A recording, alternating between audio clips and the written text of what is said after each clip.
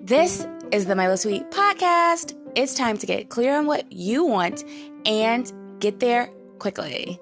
Tired of being stuck? Ready to overcome? Want to do difficult? No more excuses. Let's start now. Welcome to the show.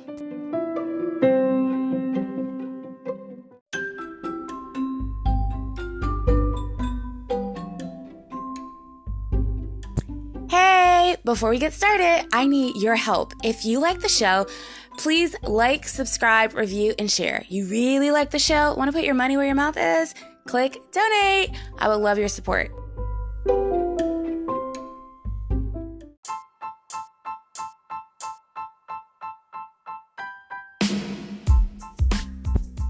How to get unstuck. Okay, so I started a podcast. That's probably why you're listening. But okay, before I had this podcast, I started a podcast like a year ago. I did one episode. I got horrible feedback and I freaked out and I just stopped. Like, by horrible feedback, what I meant was, you ever like want to have a goal to do something? You're like, I'm going to do it. And then you don't realize how much work it actually is. That's what it was. And like podcasting, making courses, videos, all of it is very detailed. I'm not a detail-oriented person. No, I'm a big picture, big vision. I can see things. I'm very futuristic. So by the time I've already made something, my brain has moved on to something else. So it's very challenging for me to sit. Like, the hardest part to doing interviews, like editing my interviews, is like listening to them again. It's not because they're not good interviews. I like listening to them. But it's like, I feel like, I already lived that. Even listening to myself, I'm like, I already said it. I don't want to hear it again. I just like living my life that way.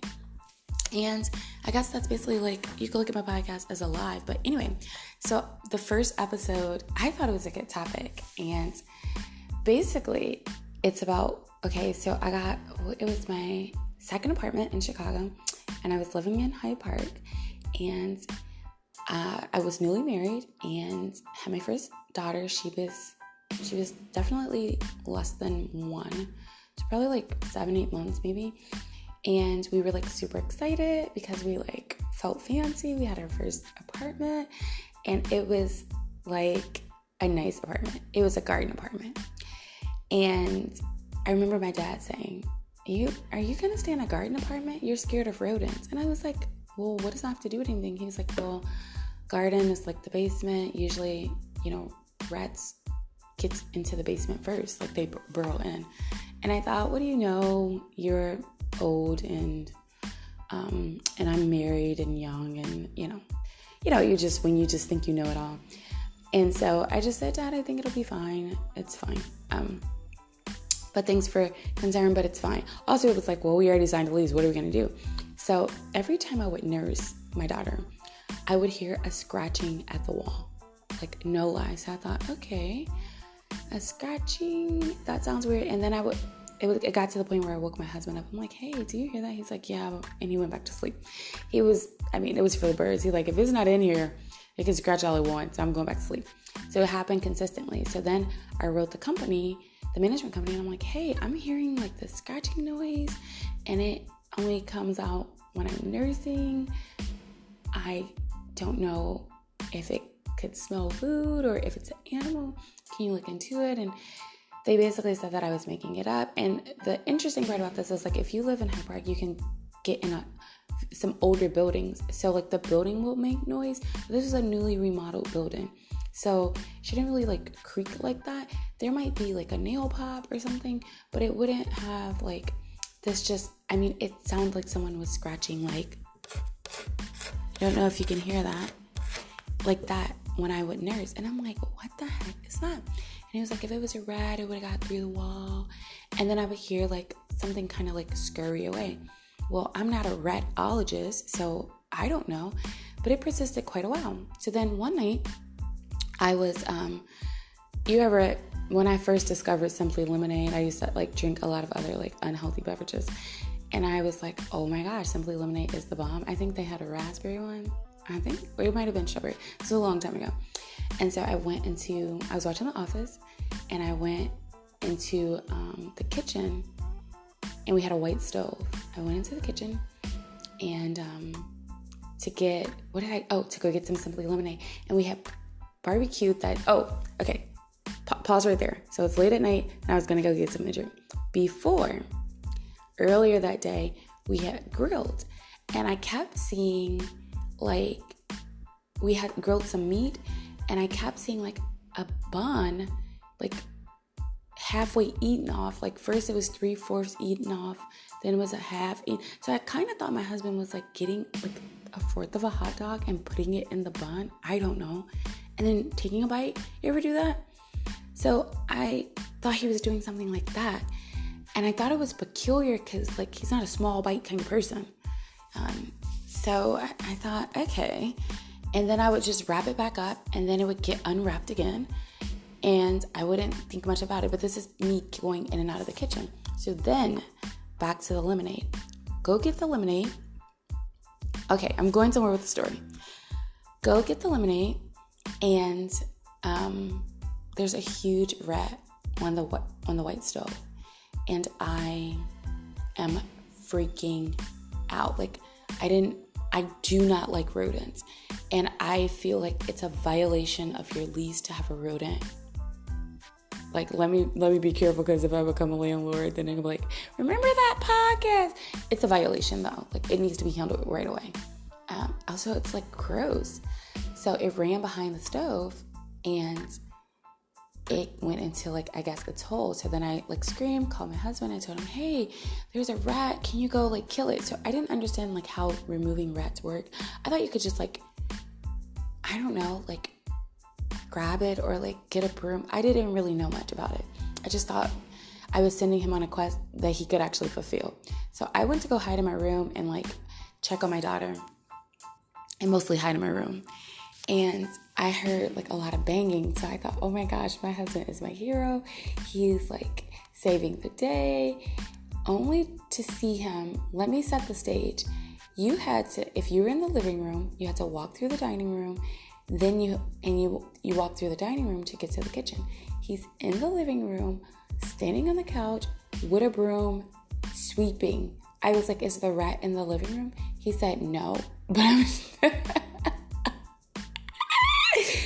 But I'm just preparing for when it comes. I was like, is that your big plan? Like, I was so mad.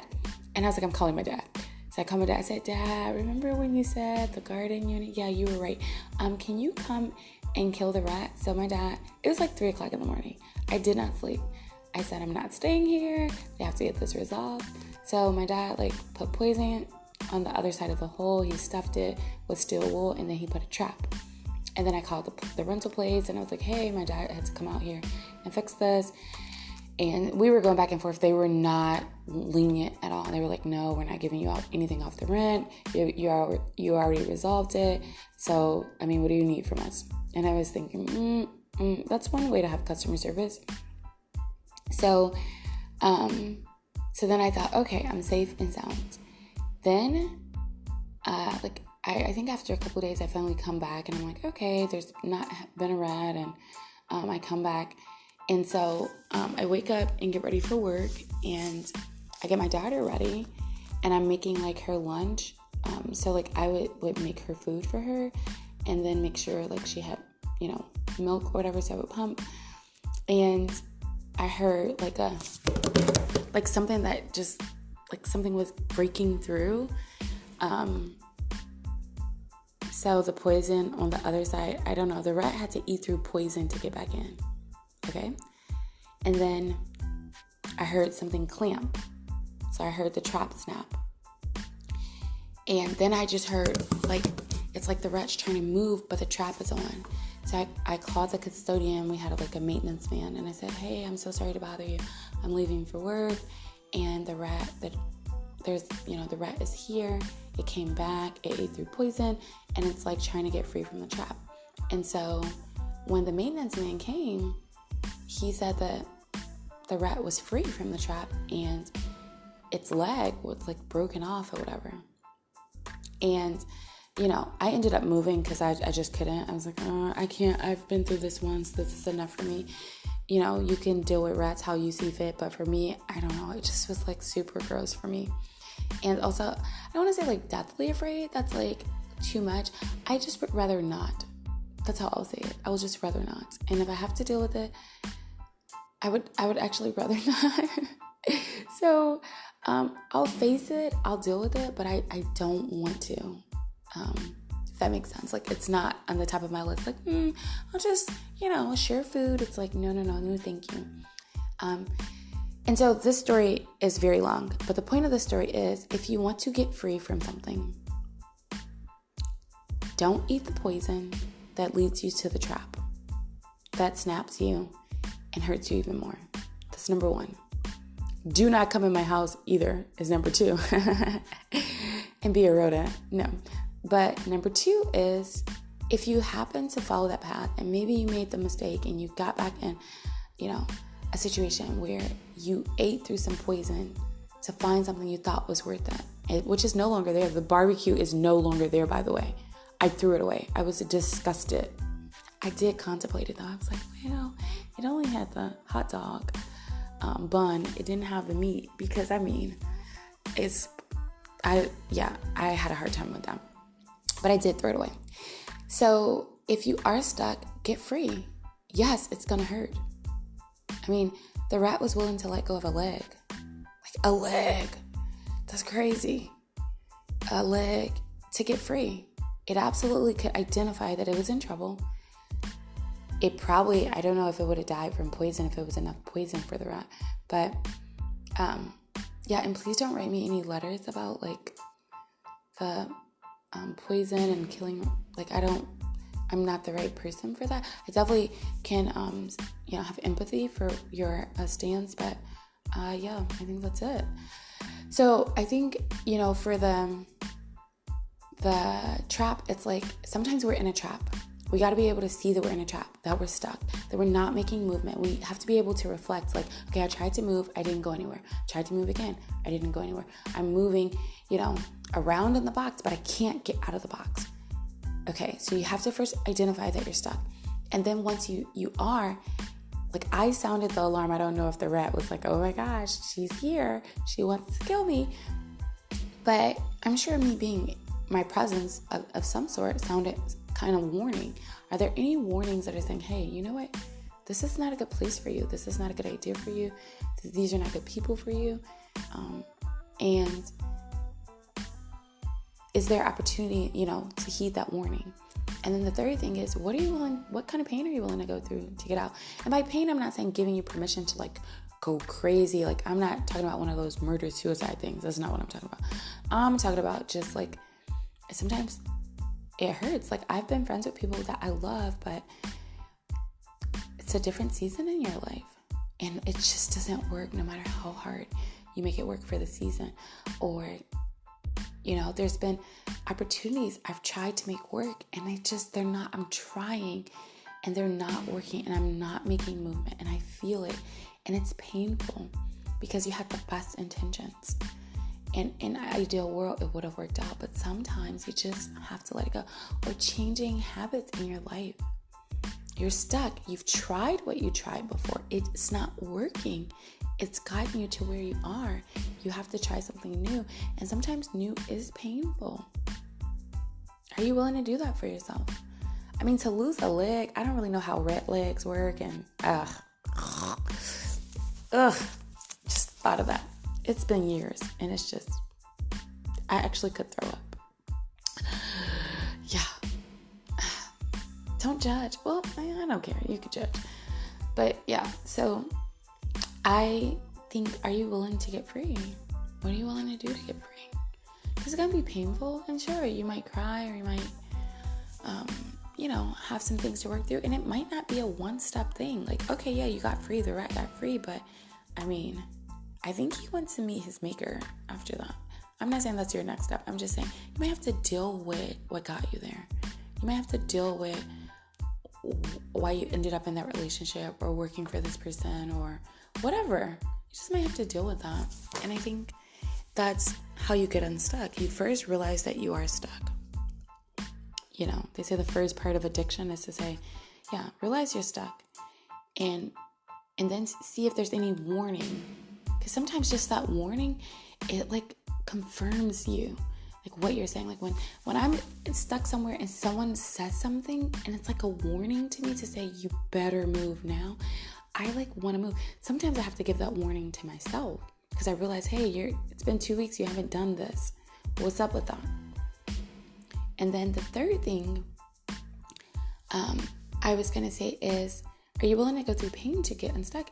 You can't, some people say they like to move toward pleasure, and some people like to move towards or away from pain. I think that's the way you say, but it's like, what's going to incentivize you to get over the hurdle? And it might be challenging. Like a lot of people, the hurdle for 2020 is a hard hurdle. It's painful. I mean, I don't care who you are. This has been a hard year. Everyone's been through hard things this year. And, to get to 2021, you got to go through it. We all have to go through it. We all have to go through it. So, that's what I think you have to do now in a practical way. So this is more an intangible, philosophical way. In a practical way, I had to figure out, where do I want to go? And why do I want to go there?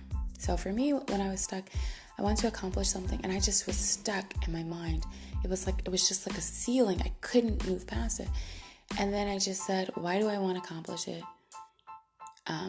What do I want to accomplish? Why do I want to accomplish it? Or what do I want to do? And then, when do I want to do it by? And then I just dealt with those emotions. I noticed that I was afraid, or I kept, saying, well, I can't do that. How am I going to do that? That's not going to make any sense. Who do I think I am? And I realized that's not cool, because who do I think I am to not do it? Why can't I do it? How can I overcome the obstacles? And then I thought about I always think about myself as a 90-year-old woman. And I think, what is she going to say about me at this moment? What is she going to say to me? What is she going to think about? How is she going to tell these stories to me when I'm her?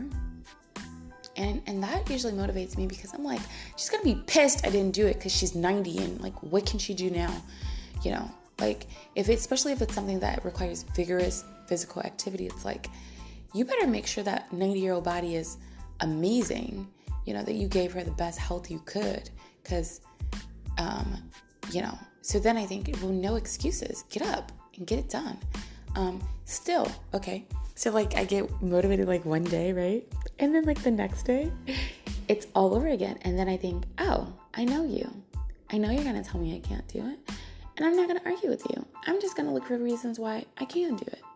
I'm just not going to argue with you. Well, yes, I can. Oh, my positive affirmation says I can do it. I don't really do well with positive affirmations. I like to be positive to try to think them.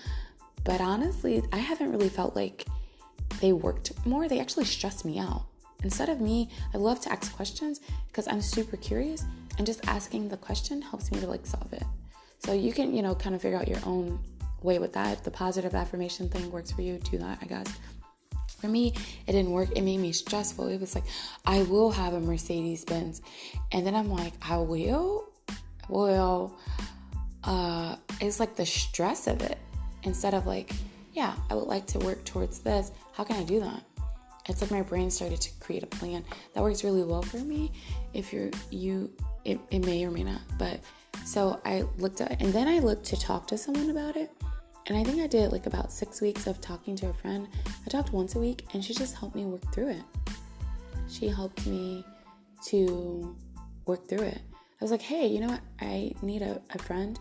I want to be at this place in 6 weeks, and I just need someone to talk to me, an hour or so. I didn't set this exact parameters, but I'm giving it you the gist of it. Like, I just need someone to talk to me once a week, check in with me, and make sure I'm moving forward, okay? Because I'm struggling with this, and I want to make sure I'm seeing all my blind spots. And that was super helpful. So, are you stuck? What warnings did you hear when you were stuck? That's super important, because that's how you avoid being stuck again.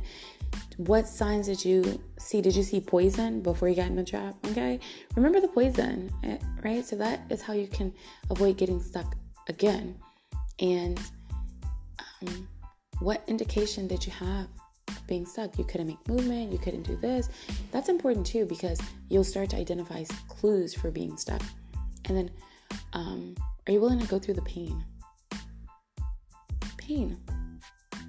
Are you willing to go through the pain of getting unstuck? Because it was painful for me. It was so painful. And the truth is, I'm stuck again right now. Like, this last week, it's just been really challenging for me. And my mind is just, I'm really working on my mind. And, it's not negative in the sense of like, I'm ungrateful for the challenge. It's just, I'm stuck again. And so I'm working through it as I talk to you. And I think it's where do I want to go? Why do I want to go there? And then, a simple step to be consistent. I also think the other part is like, for me, I think about how do I want to feel when I go there? I know that might seem silly, but I love to feel light and excited. I want to show up ready to do the work. I never want to feel overwhelmed by doing work. So I really try to plan that out. It's like when I am with my kids, I really want to be like super available and excited to be with them. And that I'm never like pressed for time. Even if I am, I just want to walk myself through a journey that I am available for you. And so, I think about that. How do I want to feel when I accomplish this goal? The journey, not just the goal. Like, because the goal, once it's accomplished, it might be a one-day celebration. But like, through the journey, this year, 2020 taught me all work is not the same. So how do you want to feel as you do the work? It really does matter. It makes it more meaningful to you. Let's go get unstuck, guys. You can do it. That's all. This episode is sponsored by howtohomeschoolfromtheheart.com. Want to stop crying? Want to get motivated and empowered? Clarity around homeschool, cultivating a learning environment you'll love and your kids will thrive in? Go to howtohomeschoolfromtheheart.com.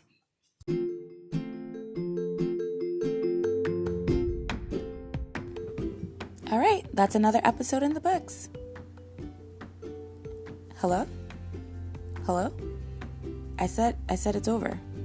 Why are you still listening? Like, seriously, the episode is over. If you're still listening right now, you know what? You're probably a chronic procrastinator. Guess what? I'm still listening to. Come on, for real, seriously. We gotta go do something productive. No, like, for real. No, for real. Okay, you can keep listening.